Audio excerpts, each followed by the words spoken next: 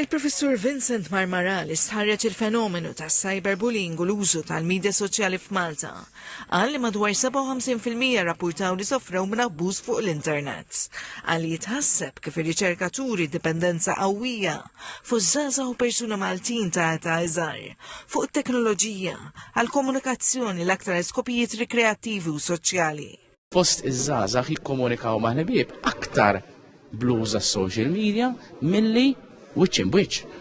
U din wieħed irid jara hemmhekk ukoll għax x'inhi t-tip ta' emozzjonijiet kif qed nikkomunikaw bejnietna hemmhekk. U dawn huma affarijiet li kollha rridu nikkonsidrawhom mod b'saħħtu u bekk qed ngħid dwar il-bżonn ta' kampanja nazzjonali kbira biex nagħlmu n-nies kif jużaw b'mod responsabbli is-social media.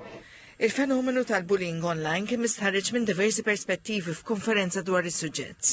Bosta saħqu li l-bullying online irid ikun trattat b'serjetà, b'leġiżlazzjoni, edukazzjoni u azzjoni. Il-professur dwar l-intelligenza artifiċjali Alexei Dingle qal li t-tfal iridu jitħarġu kif jattrezzaw ruhom f'soċjetà diġitali bit-tajjeb u l-ħażin tagħha. Wissa li t-teknoloġija qed titqies bħal kieku kienet persuna u mhux għodda. Il-fundatur u l-President tal-Be-Brave Aaron Zamita Pap qal li l-użu tal-pjattaformi tal-medja soċjali għandhom ikunu projbiti fuq żgħażagħ ta' 16-il sena.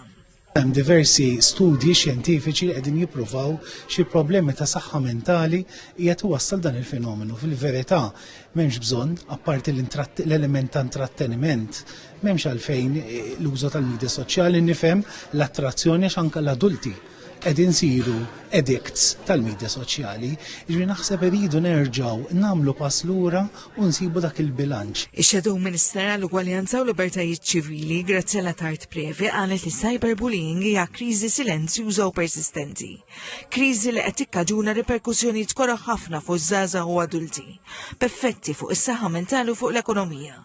Is-Segretarju Parlamentari għall-Ugwaljanza u Riformi Rebecca Buttigieg qalet li l-edukazzjoni u riformi fosthom leġislazzjonijiet bsa li tikkriminalizza cyberbullying huma kruċjali sabiex jipproteġu jħarsu żgħażagħ u tfal żgħar milli jsiru vittmi jew milli jagħmlu bullying online huma stess.